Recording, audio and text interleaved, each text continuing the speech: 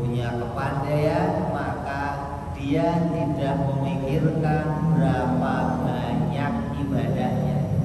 Yang dipikirkan, apakah ibadah saya diterima oleh Allah Subhanahu wa Ta'ala. Makanya kita dalam beragama kita mengedepankan kesesuaian dengan para ulama-ulama kita terdahulu, karena mereka lah yang menjadi patokan kita agar amal-amal kita menjadi amal yang diterima oleh Allah Subhanahu wa Ta'ala. Begitu pula masalah iman. Jangan sampai kita terlena, jangan sampai kita mengikuti pendapat banyak orang yang mengatakan yang penting yakin saja. Ada yang mau gitu?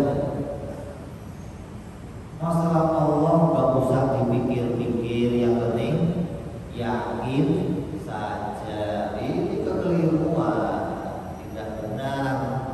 Masalah ketuhanan tidak usah dipikir. Berapa banyak perintah dalam Al-Quran yang memerintahkan kita untuk berpikir.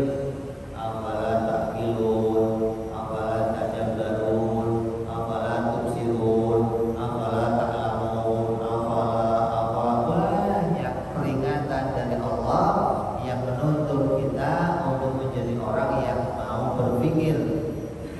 Artinya mau serius mempertahankan bagaimana agar iman saya diterima oleh Allah Subhanahu. Begitu pula puasa kita, begitu pula haji kita, begitu pula amal-amal ibadah kita yang lainnya. Maka di antara yang kita lakukan kemarin adalah beribadah puasa 1 bulan penuh. Mana itu bagian dari perintahnya Allah Subhanahu wa Ta'ala kepada tiap-tiap orang Islam. Dikatakan oleh Sayyidina Ali karramallahu wajhah, beliau memberikan penjelasan tentang apa itu makna lebaran. Kita masih lebaran, kita masih berada dalam bulan Syawal, maka masih dalam nuansa lebaran, situasi lebaran. Kata Sayyidina Ali, apa itu lebaran? Apa itu Idul Fitri?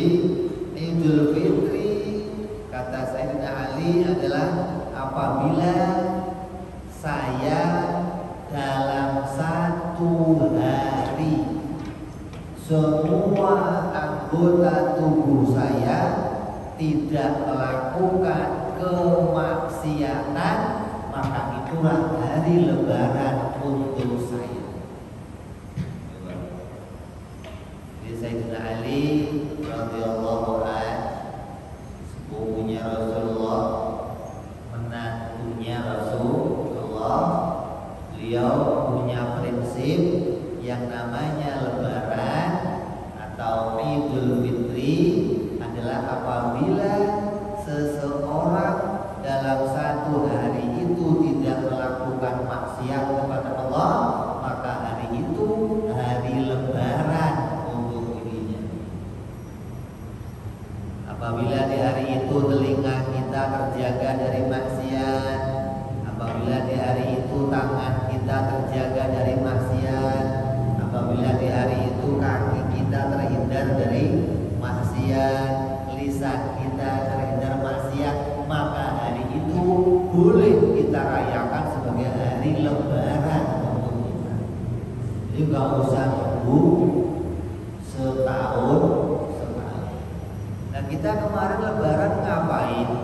Oh, kita kemarin lebaran karena sebulan penuh kita melakukan penjagaan diri.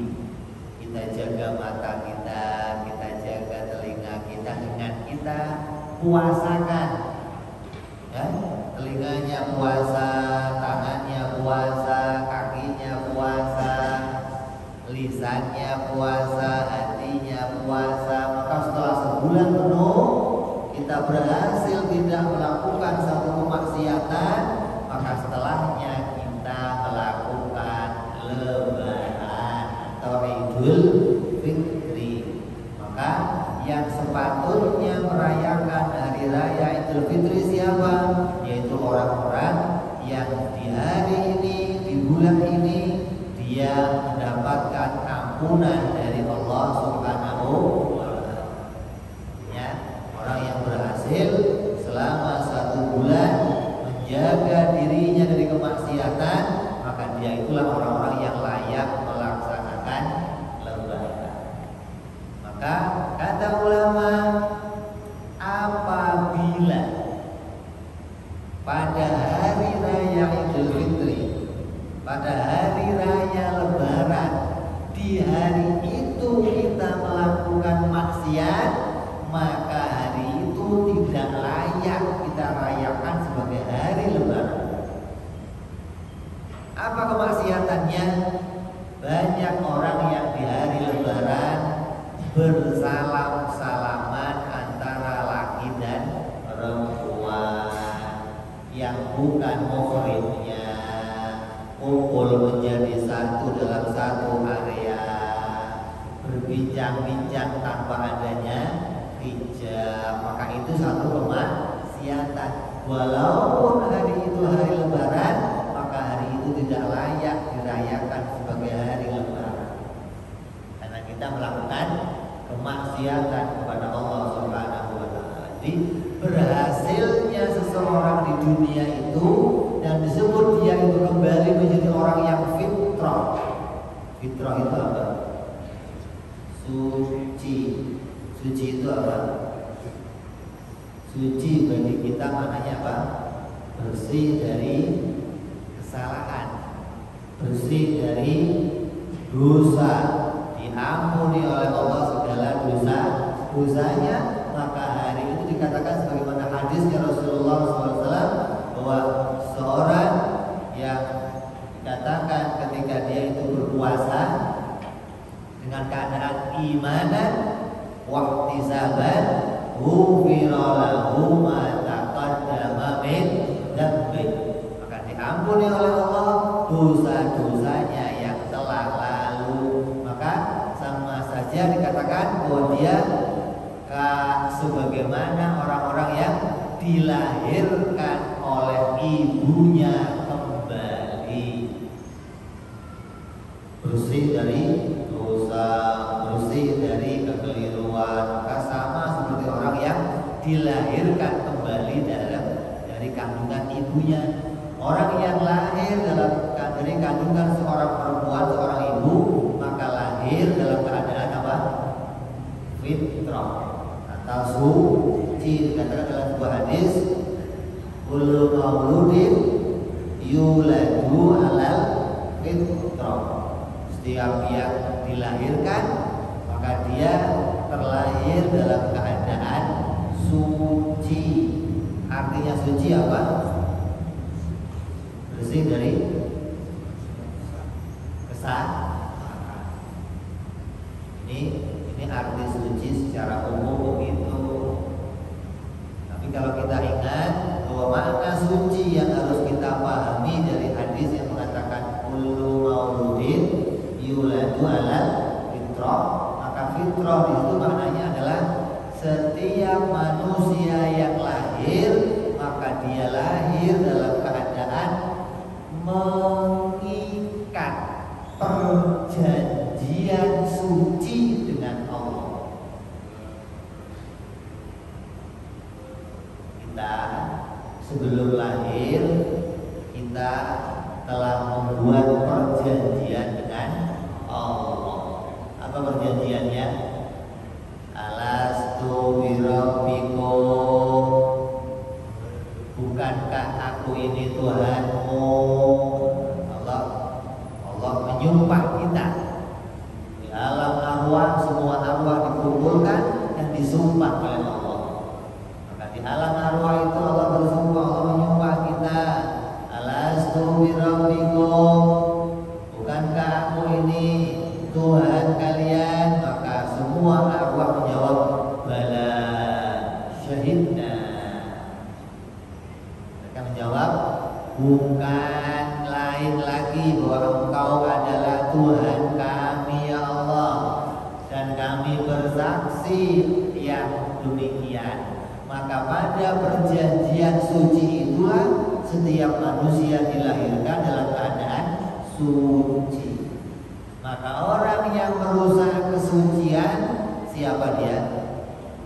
Orang-orang yang mensekutukan Allah, yang kemudian di dunia ini dia lalai menyembah Allah, dia lalai menuhankan diri kepada Allah, menganggap ada Tuhan lain selain Allah. Maka dia namanya mengingkari perjanjian suci, maka dikatakan kafir.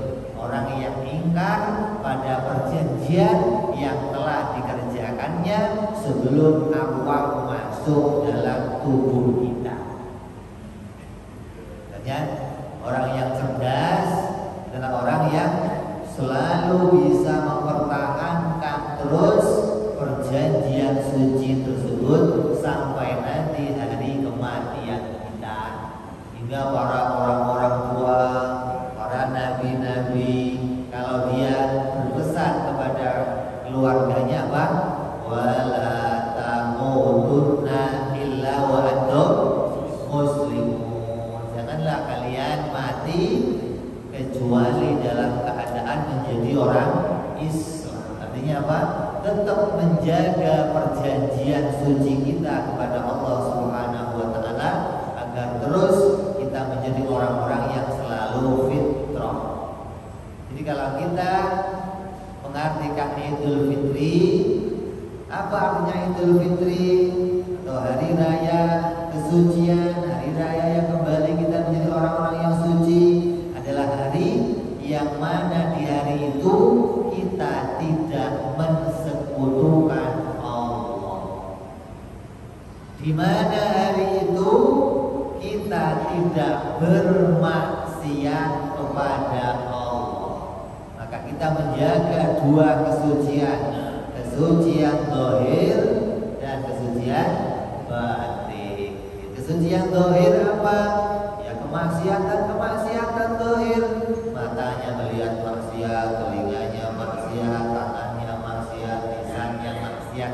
Kita jaga dari itu semua, maka kita termasuk orang-orang yang menjaga kesucian zahir kita.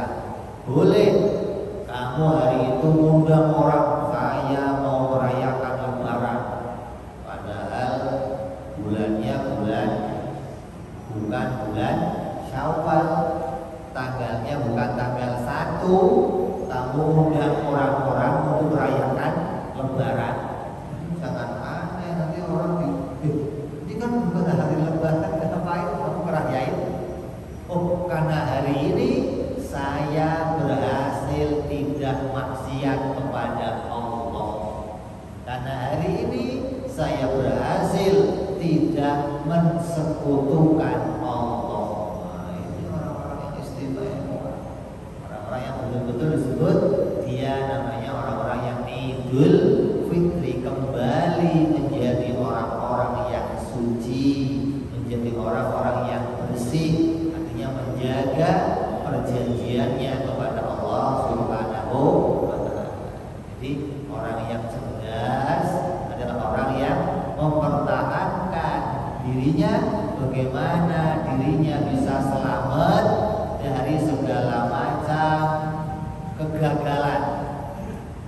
Imannya bisa selamat, amal ibadahnya selamat, sholatnya selamat. Itu orang-orang cerdas. Jadi jangan pernah mikirin yang penting sholatnya banyak. Orang terawih yang penting 20 banyak, tapi cara sholatnya kilat. Dia nggak mikirin diterima nggak, kira-kira nggak ngerti, yang penting sholat. Ini bukan orang pintar. Kalau orang pintar, dia akan melakukan amal ibadah, dan dia ketika ibadah betul-betul diteliti dan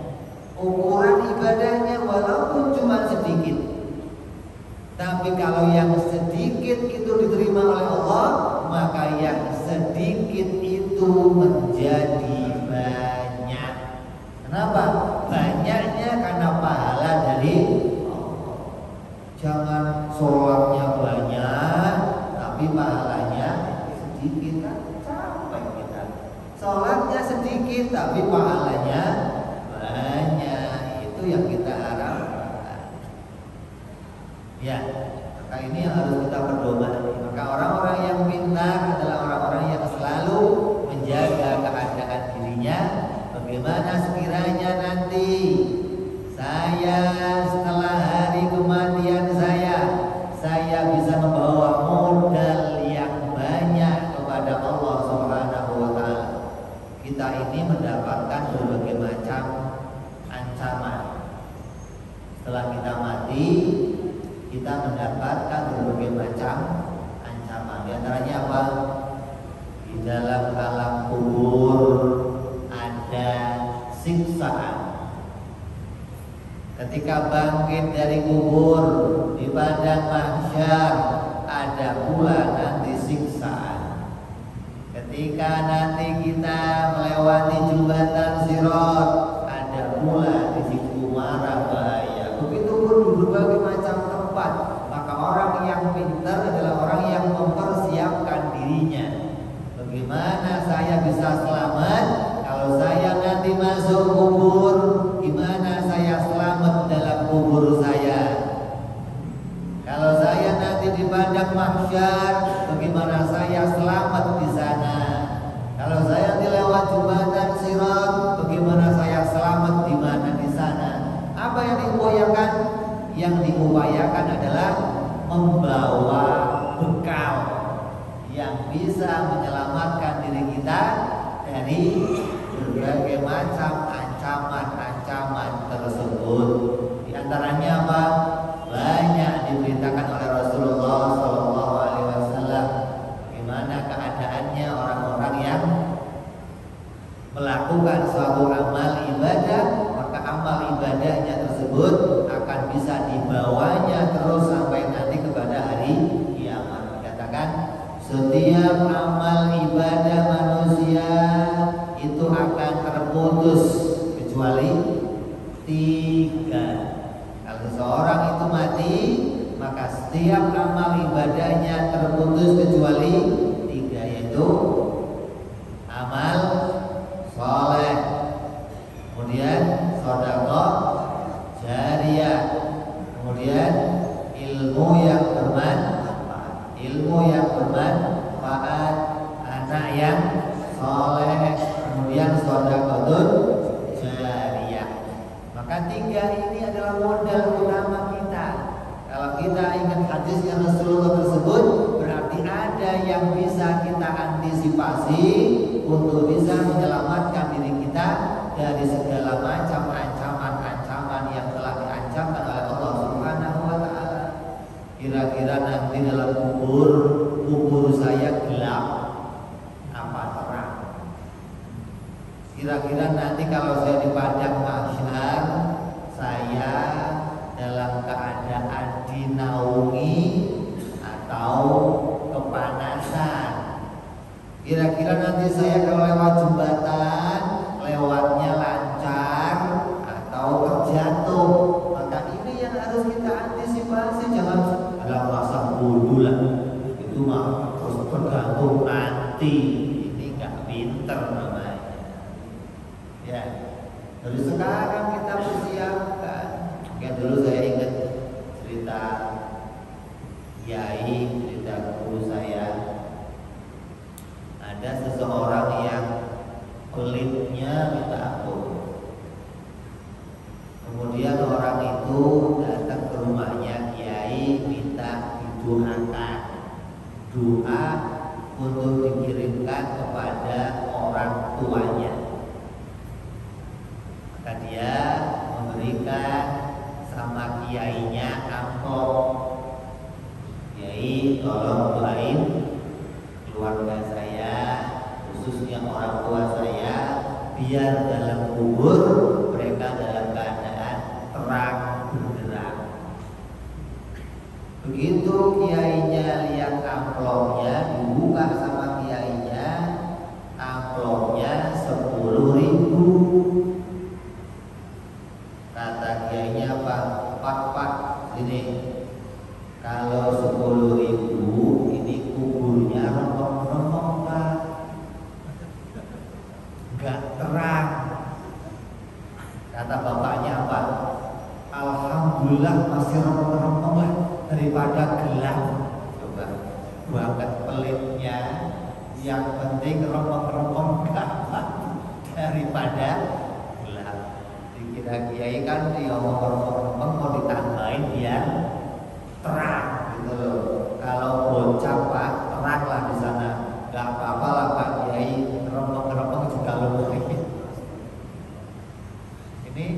Ini bentuk bagian dari orang-orang yang kita bisa lihat bahwa di antara keadaan yang mana keadaan itu bisa membawa keselamatan untuk diri kita, di antaranya adalah amal-amal ibadah yang bisa kita kerjakan sekarang di dunia. Maka tempuh amal-amal tersebut sampai kita bisa selamat. Kalaupun kita itu mengerjakan semua amal-amal yang Allah perintahkan dengan baik, sebenarnya itu sudah jadi amal ibadah kita dan bekal untuk selamat di akhirat. Sholat waktunya tepat, sholat dengan berjamaah, sholat dengan melakukan kesunahan-kesunahannya, lalu dia puasa dalam bulan Ramadan, lalu dia mengeluarkan zakat fitrah, lalu dia bisa menjadi orang-orang yang pergi haji, pergi umroh. Maka orang yang bisa mengerjakan itu semua, sebenarnya mereka sudah selamat dari segala macam bahaya yang akan ditimpakan oleh Allah pada setiap keadaan nanti di akhirat. Jadi kalau sudah lengkap itu kita kerjakan, sudah selamat.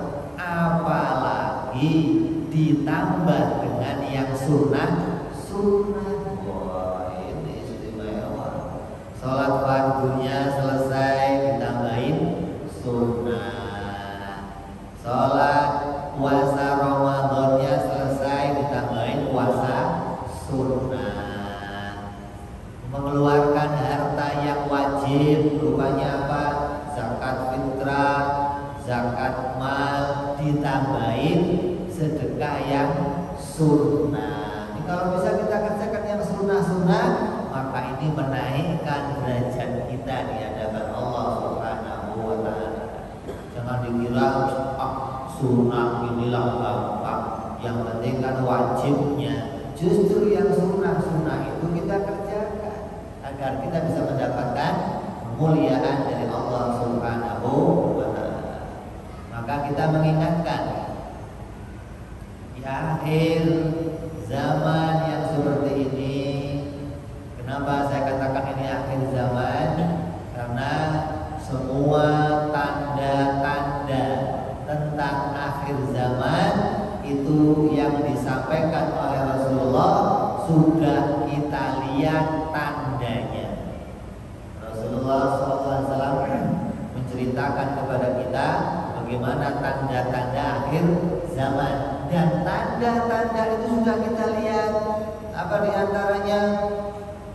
Di antara tanda-tanda tersebut nanti akan kamu lihat banyak wanita yang memakai pakaian pria, banyak pria yang memakai pakaian wanita, banyak keadaan-keadaan yang sudah kita lihat tampak betul ini sudah menjadi tanda-tanda dari hadisnya Rasulullah yang telah nampak di hadapan kita semuanya.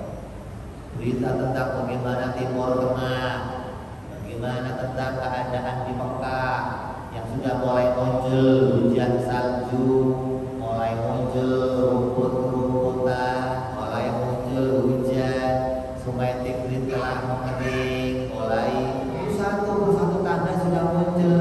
Maka di akhir zaman seperti ini yang harus kita kuatkan untuk kita pertahankan adalah keimanan kita. Jangan sampai iman kita rusak. Jangan sampai perjanjian kita kepada Allah untuk tetap mentauhidkan Allah menjadi perjanjian yang rusak. Pertahankan hal tersebut sebaik-baiknya. Jangan sampai kita rusak keadaan tersebut, maka kita mengingatkan agar kita selalu menjadi orang-orang yang kumpul dengan para ulama yang bisa selalu mengingatkan kita kepada Allah Subhanahu wa taala. Jangan sampai kita menjauhi para ulama-ulama tersebut, karena pada akhir zaman yang seperti ini begitu banyak orang-orang yang menyeret kita keluar dari agama Islam, baik yang menyeret kita terang-terangan ataupun yang menyeret kita pelan-pelan. Dalam Al-Quran dikatakan orang-orang Yahudi, orang-orang Nasrani, mereka tidak akan pernah tidur dengan tenang, mereka tidak akan pernah nyaman selagi melihat orang Islam dalam keadaan tentram. Mereka akan terus merusak keadaan orang Islam hingga orang Islam mau mengikuti orang Yahudi dan orang Nasrani, walaupun sampai ke lubang. Ini dikatakan bahwa kita itu sekarang berada dalam keadaan yang musuh kita itu banyak. Musuh yang akan mengancam kita, menyeret kita keluar dari agama Islam. Kalau kita diseret itu hanya dalam bentuk satu kemaksiatan. Apa kemaksiatan? Oh, banyak. Kita keluar rumah sekarang sudah melihat maksiat. Kita buka televisi isinya maksiat. Kita buka HP isinya maksiat. Maka ini ajakan yang luar biasa yang menyeret kita untuk tidak terhindar dari kemaksiatan. Tapi kalau hanya bentuknya kemaksiatan zahir, maka itu bentuk satu keadaan yang masih ada jalan ampunan dari Allah Subhanahu wa taala. Apa kata Allah? Allah akan mengampuni semua dosa kalian seberapa banyaknya dosa tersebut, kecuali dosa syirik. Allah akan mengampuni segala macam kesalahan kita kecuali mensekutukan Allah. Maka tidak ada ampunan lagi untuk dosa mensekutukan Allah Subhanahu wa taala. Kita harus jaga jangan sampai diri kita keluar dari keadaan fitrah, keluar dari keadaan suci, yaitu suci dalam arti mentauhidkan Allah Subhanahu wa taala. Maka sekarang ini banyak orang-orang yang mengajarkan kepada kita bahwa Allah Subhanahu wa taala tidak mentakdirkan sesuatu kepada kita kecuali kita berusaha. Kalau kita nggak berusaha, maka Allah tidak akan merubah apapun dalam keadaan kita. Ini kita digencarkan hal yang demikian. Seakan-akan apa yang kita peroleh, apa yang kita dapati, apa yang kita sekarang punyai itu betul-betul hasil dari usahanya sendiri. Maka orang yang sampai berjalan dalam keadaan yang seperti ini, maka dia sedikit demi sedikit dia keluar dari akidah yang diajarkan oleh Rasulullah Sallallahu Alaihi Wasallam. Dalam rukun iman kita yang ke-6 dikatakan adalah iman bil qadar khairihi wa syarrihi minallah.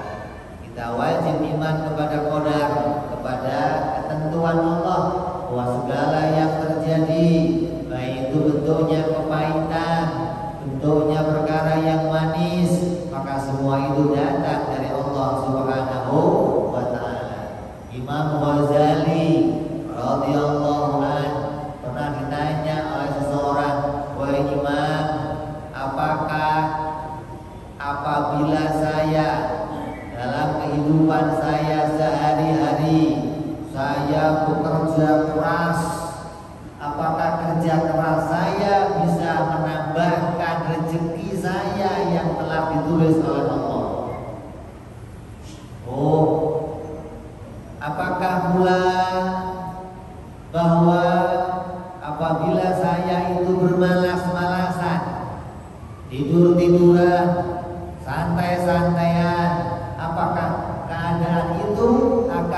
mengurangi takdir saya dari Allah Subhanahu wa taala. Takdirnya Allah.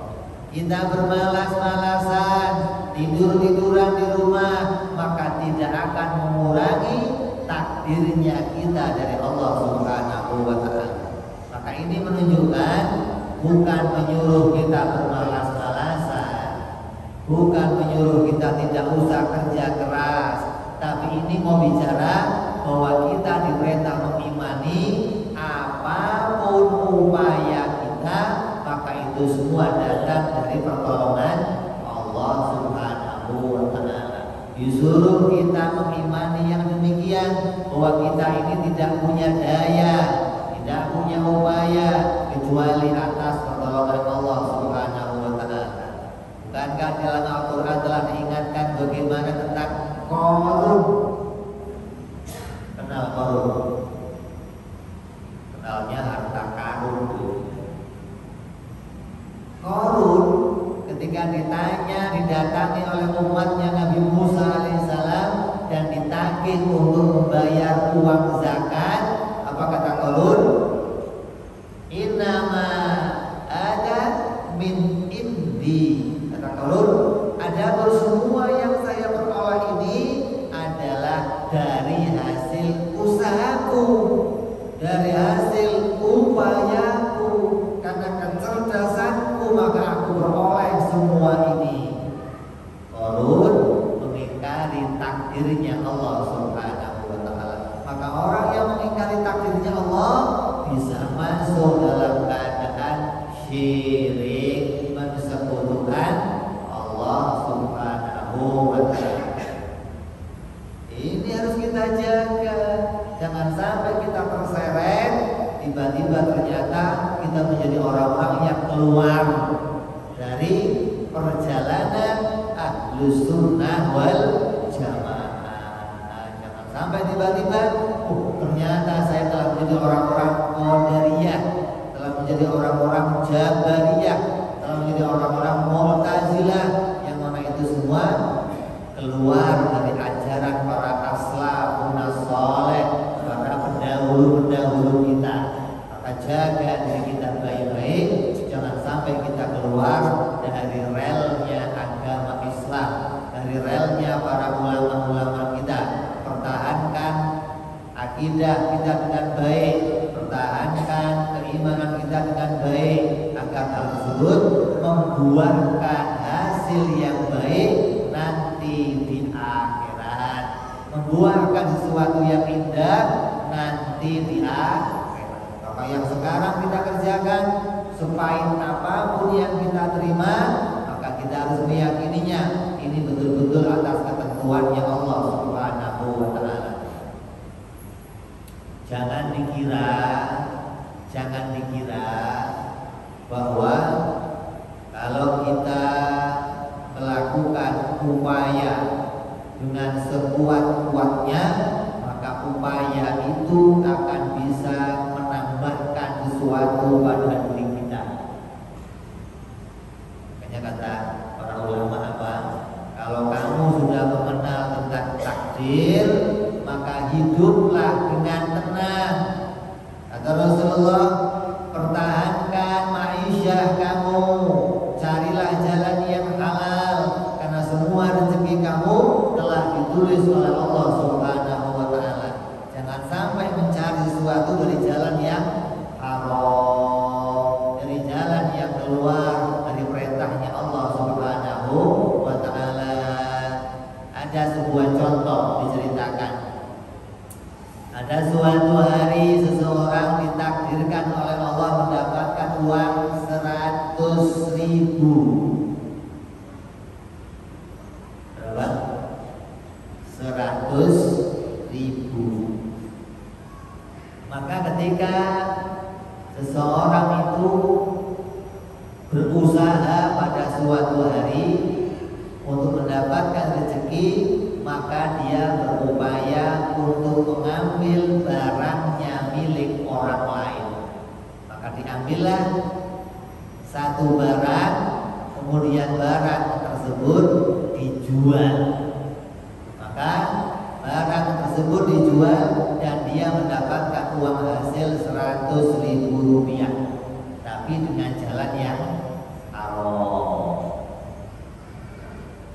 Di saat itu pula ada seseorang yang merasa iba melihat dirinya, karena dia seorang yang berupaya, maka seorang tadi dalam hatinya berjanji, nanti kalau saya selesai pekerjaan saya pulang, saya melewati jalan dan ketemu dengan si A tadi, akan saya kasih dia uang 100.000. Tapi karena si A tadi sudah mengambil barang dan hilang, pulang, maka dia pulang dengan membawa uang 100.000, tapi dengan cara yang haram. Takdirnya Allah Subhanahu wa Ta'ala. Allah mentakdirkan kepada kita mendapatkan uang 100.000 hari itu, tapi kita jangan sampai mendapatkannya dengan jalan yang haram. Kita yakinkan diri kita bahwa Allah lah yang membagi segala jatah kita, maka upayakan segalanya kita peroleh dengan cara yang halal, agar kita menjadi orang-orang yang tetap terhitung sebagai hamba-Nya Allah Subhanahu wa Ta'ala. Kenapa demikian? Karena kemaksiatan yang kita kerjakan itu menjauhkan kita dari keridhaan-Nya Allah. Orang yang ngelakuin maksiat, satu kemaksiatan itu akan membuat satu titik yang mana dia dijauhkan dari Allah. Maksiat lagi tambah jauh kepada Allah, maksiat lagi tambah jauh kepada Allah. Maka seseorang kalau kita mau melihat diri kita, maka kontrol diri kita ketika kita sholat.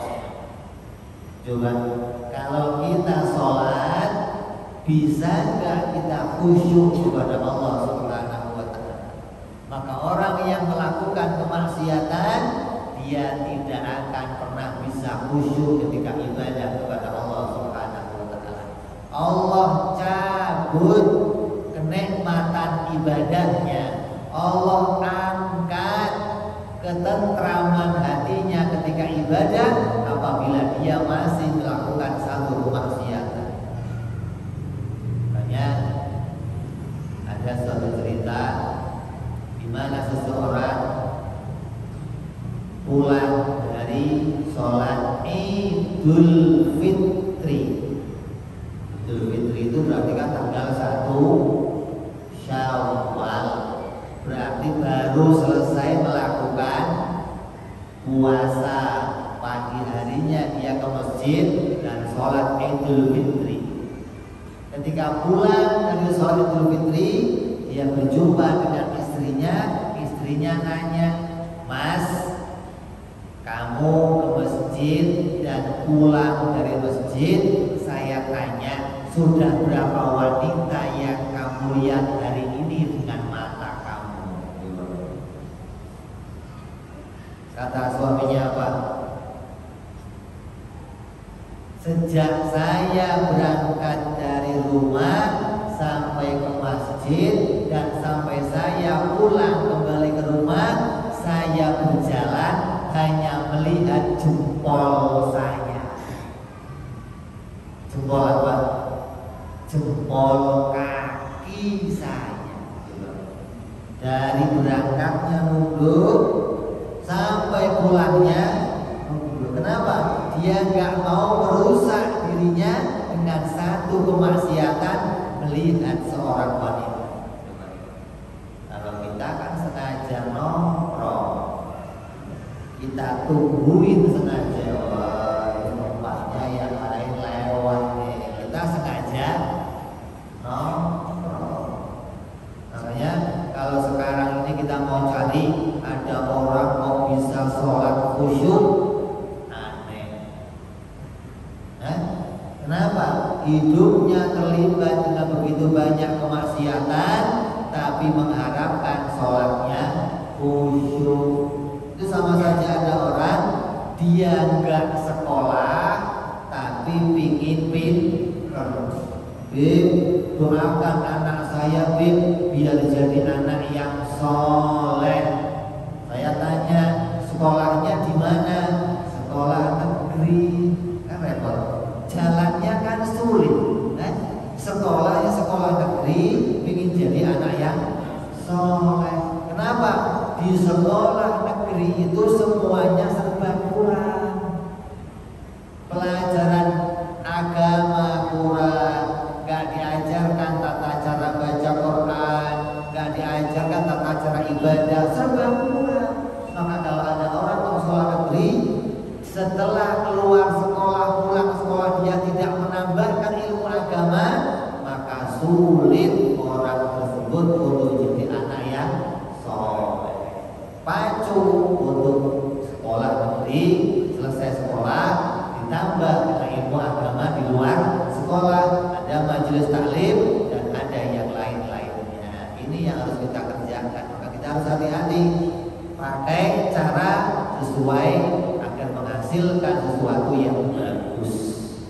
Kita masuk waktu isya, kita dengarkan ayat sejenak.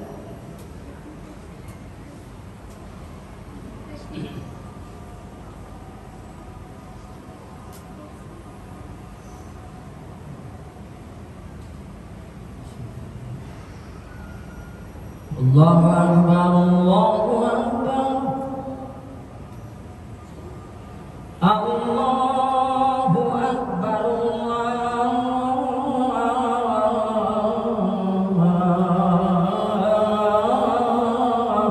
Akbar. Asyhadu an la ilaha illallah.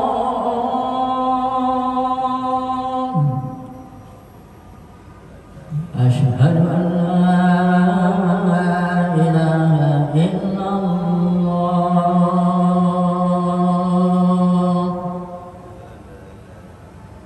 Asyhadu anna Muhammadar Rasulullah.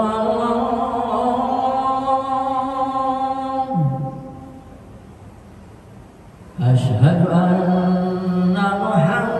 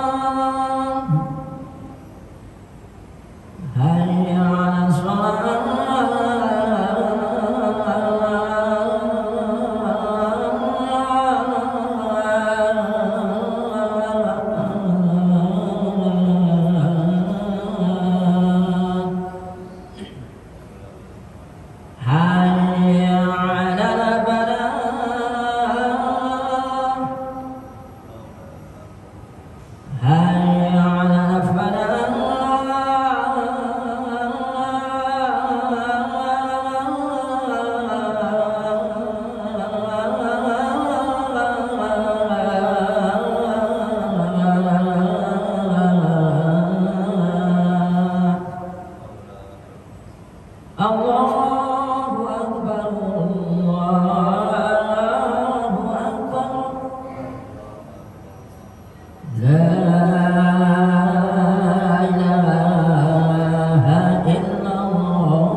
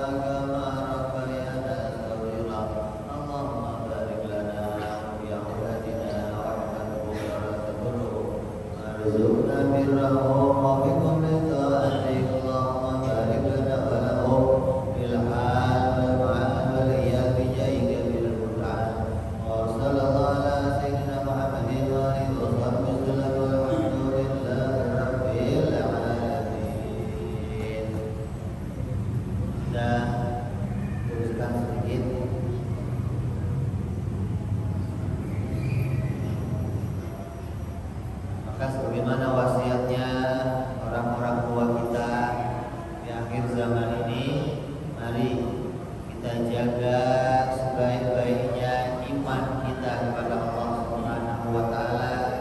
Kita jaga akidah kita kepada Allah Subhanahu wa taala. Jangan sampai akidah kita rusak. Jangan sampai akidah kita tergelincir. Jangan sampai akidah kita tercoreng. Jangan sampai ternodai hingga kita merusak perjanjian kita kepada Allah Subhanahu wa taala. Yang mana perjanjian tersebut adalah perjanjian suci, yang mana dengan perjanjian tersebut kita diturunkan oleh Allah ke dunia ini untuk menjalankan satu misi, yaitu misi kita beribadah kepada Allah Subhanahu wa taala. Dikatakan dalam Al-Qur'an, "Tazawwadu wa inna khairaz zadi taqwa." Maka berbekalah, sebaik-baiknya bekal adalah ketakwaan kepada Allah Subhanahu wa taala. Maka kita berharap bahwa kita semuanya dijadikan oleh Allah Subhanahu wa taala menjadi orang-orang yang panjang usianya. Allah perjumpakan kita kembali dengan Ramadan pada tahun yang akan datang. Allah jadikan iman kita iman yang kokoh. Allah kuatkan akidah kita. Allah jadikan semua ibadah kita diterima oleh Allah.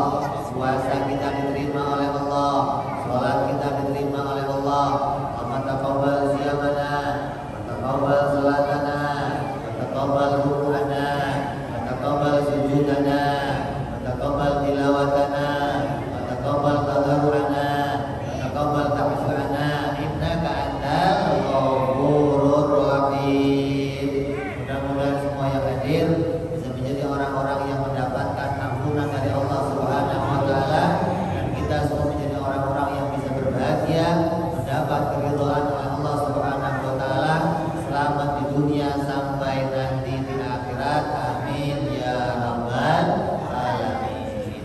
Pribadi saya, maka saya minta dibukakan pintu maaf yang seluas-luasnya. Insyaallah perjumpaan yang akan datang kita mulai lagi kajian kitab Al-Habib Utsman bin Abdullah bin Aqil bin Yahya yang menjelaskan tentang masalah akidah, yang mudah-mudahan dengan jalannya kita ngaji ilmu ini Allah berikan kesempatan untuk kita menjadi orang-orang yang bisa mendapatkan keimanan yang baik di hadapan Allah Subhanahu wa taala. Banyak kurang dari saya, mohon dimaafkan. Hadanallahu wa iyyakum ajmain. Wa ila hadratin nabi al-fatihah.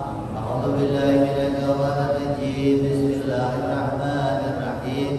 Alhamdulillahi rabbil alamin, arrahmanir rahim, maliki yaumiddin. Iyyaka na'budu wa iyyaka nasta'in. Shiratal mustaqim, shiratal ladzina an'amta 'alaihim ghairil maghdubi 'alaihim waladdallin. Ya Rabbana ya Rabbana bi'aka taqabbal wa annana asrafna ala asrafna wa tub 'alaina tawbatan tasiru kulli hawfa wastur lana al-awrati wa akhirati wa fil walidina rabbi wa mauludina wa lali wal ikhwani wa sa'iril islami wa qulni mahabba awjirati as-sahba wal muslimina ajma'in rabbi asma badal wal hudan manna la bikisamin minna bil mustafa rasuli na'udhu kulli suli salla wa salam rabbi alaihi ala habbi wa alihi wa sahbihi idadati sahbi walhamdulillahi bil barri wat tanahi. Subhana rabbika rabbil izzati amma yasifun wa salamun alal mursalin walhamdulillahi rabbil alamin.